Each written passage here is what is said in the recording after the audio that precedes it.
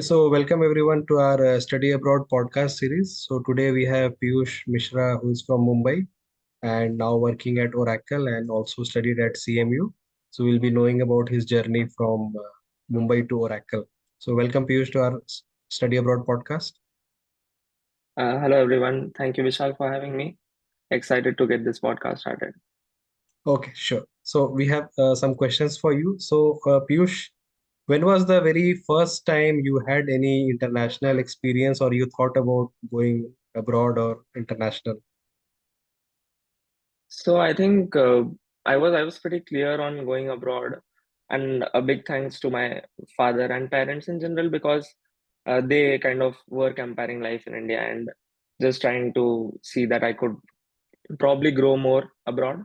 So they had always put that in my mind, like back in my eighth grade to 10th grade. So when I entered engineering, I had my focus really clear on going abroad, and um, I started preparing in that direction. So I think I would say just after my 12th, I decided that, okay, I need to go abroad. So during your bachelor's, you were a bit focused on your profile building, etc., towards the masters from US, like that. And what were the things that you did, probably, which is not something which others would have done if they were not studying abroad? So I think before mentioning that, I would say that I was networking also a lot with a lot of people. Like, I mean, I was using LinkedIn big time to understand what sort of jobs are there and how I would fit in, rather than kind of just doing things randomly and probably hoping that it would turn out to be the best. So I think three things probably helped me. First, I was focusing on my GPA a lot because I knew US college and US was the place I was targeting initially. So GPA would help me. Then, secondly, on my extracurriculars, I was part of different clubs and I was the vice chairperson of my entrepreneurship club. So that kind of helped me hone my extracurricular skills.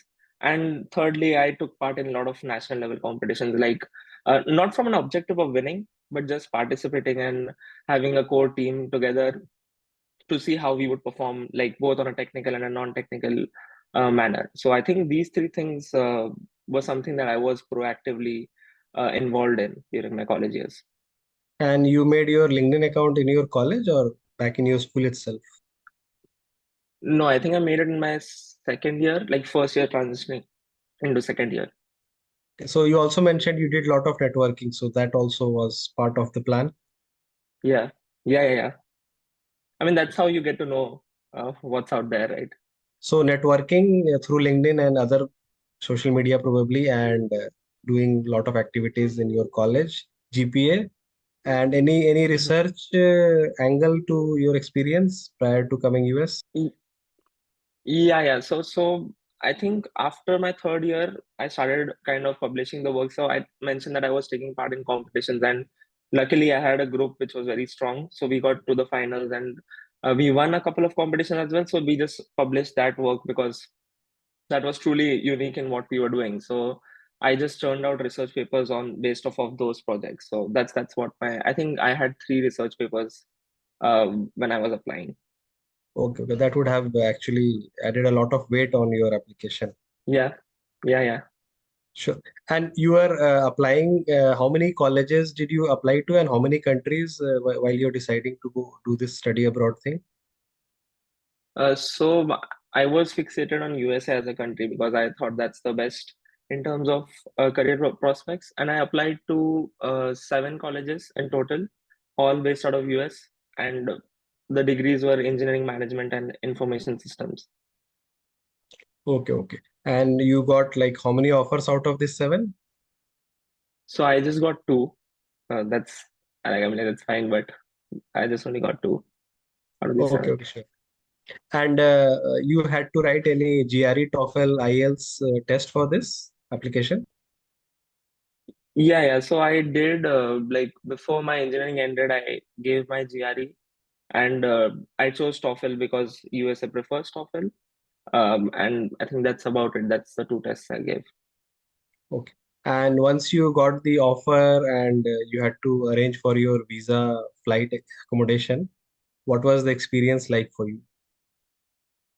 So I think after you get a admit, it's pretty straightforward. It's not a very difficult thing to do because you just have to get your I-20 from the college. That is an official document that visa officers look at, and based off of which they give you an approval or deny you.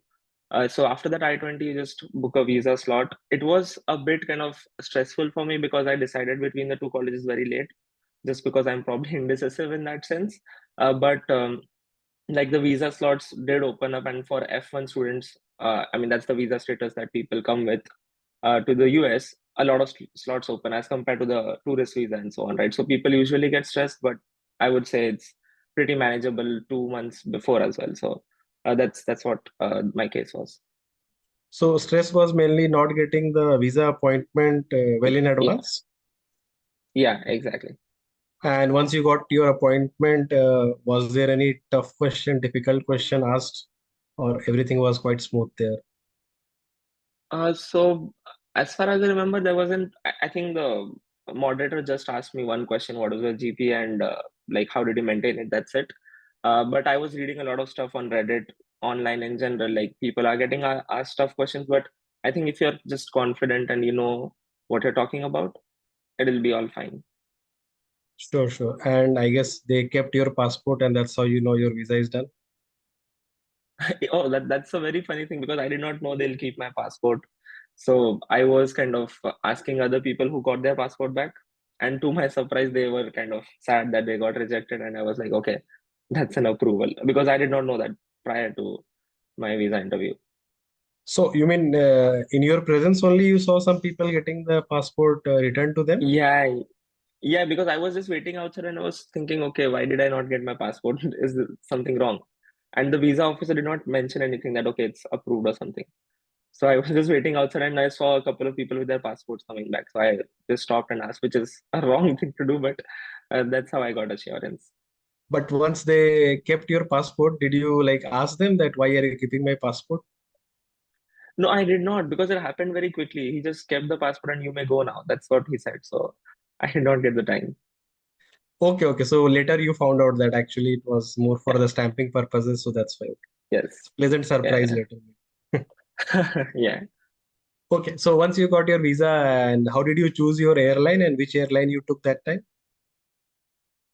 So I think I chose Emirates, and because the fact that they were having three, I think, luggages over around 23 kilos, and that's what every student needs because I'm shifting my entire life to the other part of the world. So probably that was the main concern, and I think Emirates is pretty punctual as well, I would say. So Emirates fly like Mumbai, Dubai, Dubai to Pittsburgh or somewhere Uh, nearby. yeah, so Mumbai, Dubai, Dubai to Boston, Boston to Pittsburgh. Okay, it has all the connecting flight operated by Emirates itself. And I think Boston to Pittsburgh was Delta, if I'm not sure, but Okay, I'm okay. forgetting. But then you got all your luggage in Pittsburgh only, right? Yeah, Like as yeah, a yeah, connecting flight. yeah, yeah. Okay. Hmm. Any glitches that happened during your flight journey as such? No, absolutely not. It was completely smooth. And it was like the first time you were abroad, or you were like abroad few times before also? So first time I was coming to the United States, but I've been abroad a couple of times before that. So this was probably your one of the longest flight, or maybe the longest flight you took? Yeah, yeah, the longest. I mean, that was a bit strenuous, but it's fine. Sure, sure, sure. Okay. And what about the accommodation? How you managed your accommodation? Did you do it I mean, pre-departure or after coming there? So again, I mean, there was a bit of a struggle because again, I finalized CME very late.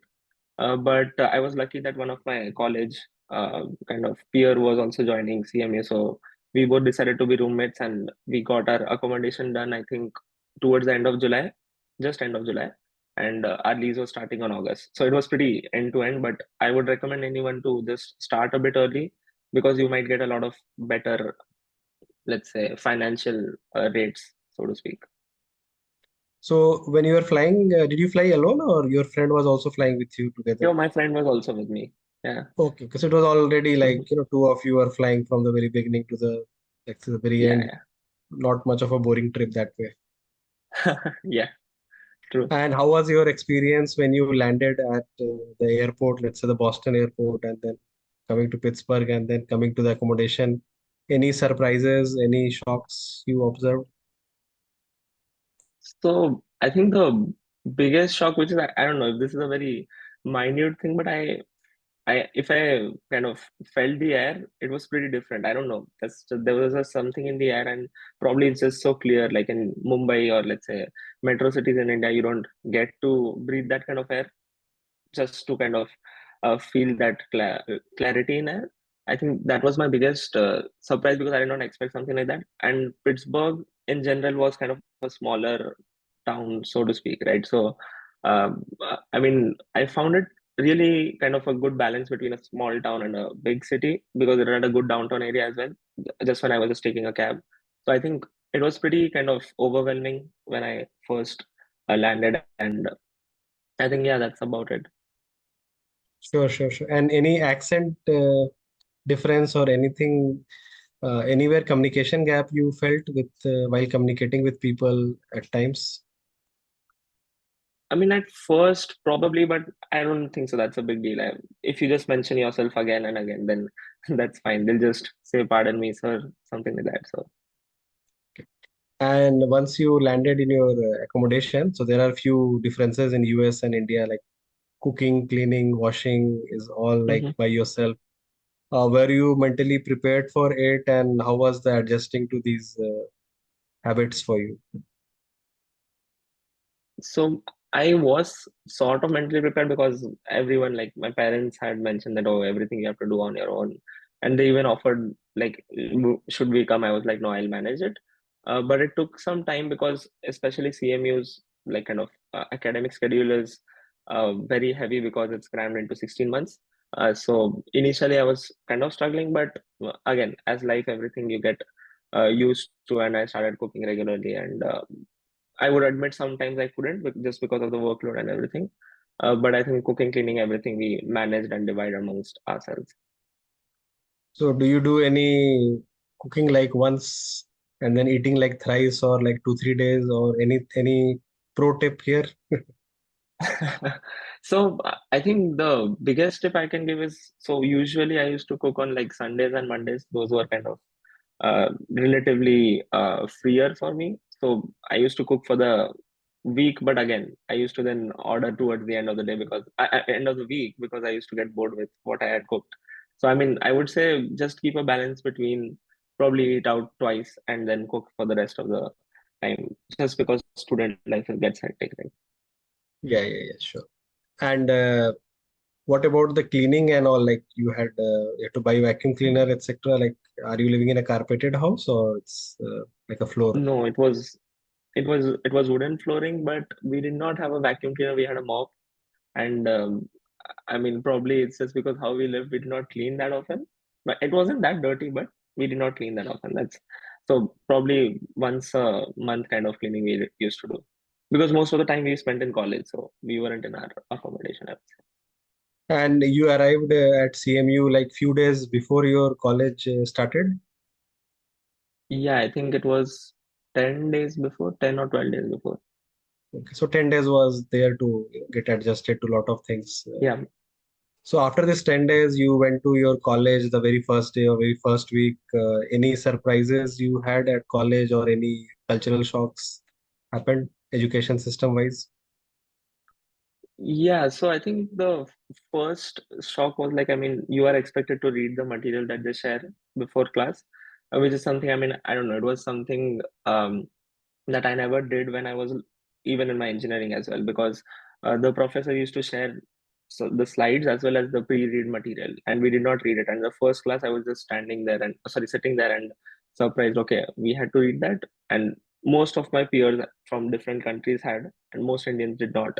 That's just because how our education system is. And then the interaction with the professor is also much more kind of freer here. Like you can stop the class anytime and ask your questions. No one is going to mind that, and in fact that's encouraged as well. Perhaps in India, the way I've been brought up, probably that much might be considered as a waste of time, but here they encourage asking critical thinking questions, something on that sort. What about seeking help among classmates, etc.? UG versus PG. Did you see the help is reduced a bit, or they are helping more now? So I think the biggest kind of block for people to helping was the plagiarism thing that in most of the colleges have in US, right? So if you kind of just take an idea from someone's assignment or even copy it, then you'll be flagged for plagiarism and it has very bad consequences, right? So people were reserved in that sense, but they were helpful at least just to kind of uh, keep your mental sanity in check. Okay, if you're getting stuck very much in a certain concept, they'll help you out, but they'll not share assignments or anything. Like in UG, we used to work together to have one assignment submitted. Here, there are team projects, but on an individual level, people don't usually kind of share their details. Perhaps that's because everyone has a different schedule and everyone is busy as well. Your roommate and you are like in the same department or different departments? Oh, so same masters. So you must be sharing a bit with each other, maybe. We were, but not that much. We were very scared about the plagiarism, so we were like, okay, let's just steer away from Okay. So you are cautious enough. Okay. What about that. the part-time jobs and internships that you did one while at CMU? I think I see some of your experience on LinkedIn. So could you tell us a bit? Yeah, so there are a lot of opportunities to become teaching assistant or research assistants on campus, and that is something in hindsight I should have started, let's say, um, when I came here, but I gave the first semester to myself to just settle down. But once you have some subjects under your belt and you like what subjects you have already taken, so you can just request the professor to uh, become a teaching assistant, which again you can work for 10 hours and like you can take two teaching assistants and you can work for maximum 20 hours, which is the limit for international students. And apart from that, research assistants are a bit more difficult and they tend to pay more, but like $1 or two per hour more, right? And for that, you need to express interest in research that professor is doing and probably need to know something about the field, right? So those would be a bit more difficult, but teaching assistant is pretty common, and most of my batchmates did that. And you were teaching the UG student probably? Um, one class I was teaching the MBA students, and the other class I was teaching, I think, postgraduate students. So I wasn't teaching, but like helping with them with their doubts and so on. So I did not. I don't remember if there was a UG student, but probably a couple would have been there. But Okay, okay, sure. And once you do all this, what was the time commitment of your part-time job versus the educational thing? so as I said, you have an option to work for 20 hours. It's not a need, but you have an option to work for 20 hours. So if you manage your time well, you can probably log in 20 hours and work for I think 12 to 15 hours, which includes attending lectures. But since you have already understood the subject, so probably you can do your own work while attending lectures, and the professors are fully fine with it, right? And they are very lenient in terms of, okay, if you want to work now, whenever you want to work, just give me a deadline when you'll get these things done, and you can do whenever you want to achieve that particular assignment. Sure, sure. And how was your job hunting? So I see that you are working at Oracle now. So how was your Yeah. CMU to Oracle journey like? So I would say again, I don't want to use the word stressful, but it was difficult because the kind of role I was targeting usually required experience, right? So when you're targeting a product manager role, you usually require 2 to 3 years. That's what they mention, and really kind of just on the threshold 2 years. So probably I got lucky with Oracle, but I was applying a lot. I think that's something that I did because a lot of people told me that you need to have a targeted application and so on and so forth. But for internships, I started applying for internships before I came to the US. So I think the first application I made was 29th of July. I still remember, right? So um, I knew that I'm going to have a difficult time just because of the macroeconomic things going on, the market not working well, and so on. So I just said, okay, let me start applying. Let's see what's there, right? And then I got rejected a lot, and I think the biggest thing people don't realize is you need to get used to rejections, right? Every day you'll wake up, you'll have 10 rejection emails on your mailbox, right? So you need to just get used to it and just keep on applying, keep your head down. And secondly, I also networked a lot. I talked to a lot of product managers, people who were in the role that I wanted to be, got my resume reviewed from them. And third, I also kind of did cold emailing, which is just straight up like a shameless fellow just emailed them asking for any job opportunities or kind of internship opportunities. So I think that helped me uh, get to where I am currently. Did you also use LinkedIn for job hunting, internship hunting, etc.? So yeah, primarily LinkedIn, but I also use. I mean, there was a internal tool, or a lot of colleges have that called Handshake, right? So which kind of basically is specific to your college. So if there's a job opening on Handshake, only people from CMA would be someone you would be competing with. Obviously, that could get into a larger pool for larger companies, but let's say smaller companies or some startups, they have that opening specifically for CME students. So which is kind of helpful to for you to narrow down the competition. Yeah, sure. And what's your aim for the next few years? What have you thought about? Any specific goals? So I'm just probably trying to settle into this product management field, and I think my aim for I think next 2 to 3 years is just to understand the new industry that I'm in and trying to understand what makes a good product manager and try to be very good at it. And let's see where that leads me to. Okay, sure. So I see that you have like almost 10,000 followers on LinkedIn.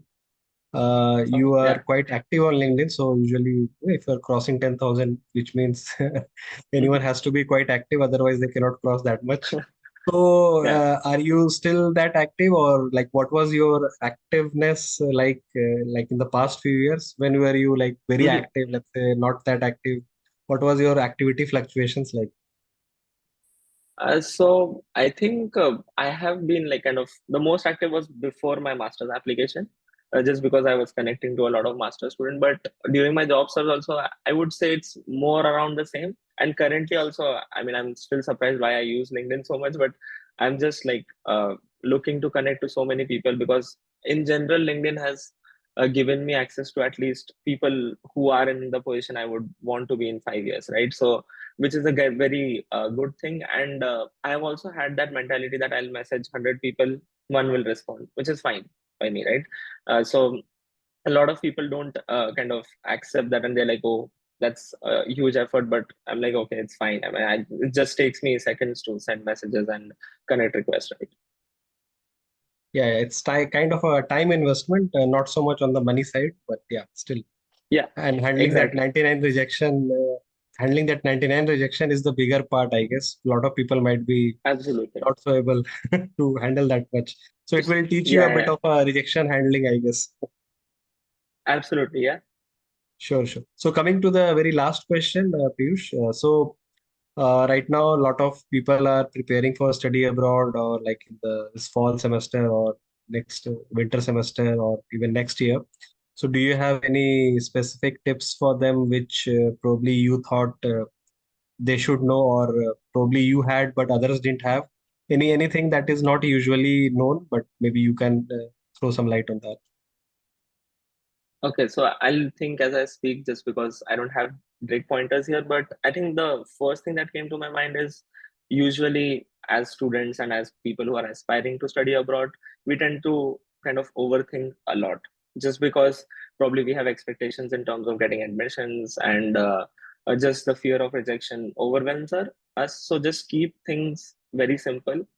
You know what you need to get into whatever university you want to get into, so just try to see if you fit that kind of profile and then work on your essays and just take control of things that are in your hand. And after that, if you get an admit or reject, that's again, it's not in your control, right? So you don't know what the committee is thinking exactly, but just make sure and put in the effort because if you don't put in the effort, you would think that, okay, perhaps I could have done it next year. Then, secondly, people also have this misconception that life here is very easy, which again I've talked to a lot of my peers also, and they thought, okay, life in US would be very easy. I'll just graduate, I'll get a job just because of the openings, the sheer number of openings. But always remember if there are 100 openings, there are close to 10,000 applicants as well, right? So you are competing with so many people at such a large scale. So you need to be mentally prepared again to take rejections and just have that persevering mentality, and just not get bogged down by anything. So I think these two things are very important when you're just mentally preparing yourself to study abroad. And maybe learn a bit of cooking. Yeah, absolutely. I mean, that's again part of it. You'll get there. I mean, that's not a major thing, I would say, but Okay, okay. Sure. So thank you, Piyush, for all your insights, and we hope our Mhm. audience will learn a bit from you, and probably you might get some LinkedIn connections after this podcast is published. So Yeah. feel free to accept or reject. Make them feel on the both sides, maybe. Yeah, yeah, absolutely. Like, I mean, a lot of people helped me throughout my journey, so I'm happy to give that back and help everyone who needs help. Sure, sure. So thank you, Piyush. Mhm. So we'll now stop the podcast. Thank you. Mhm. Yeah, yeah.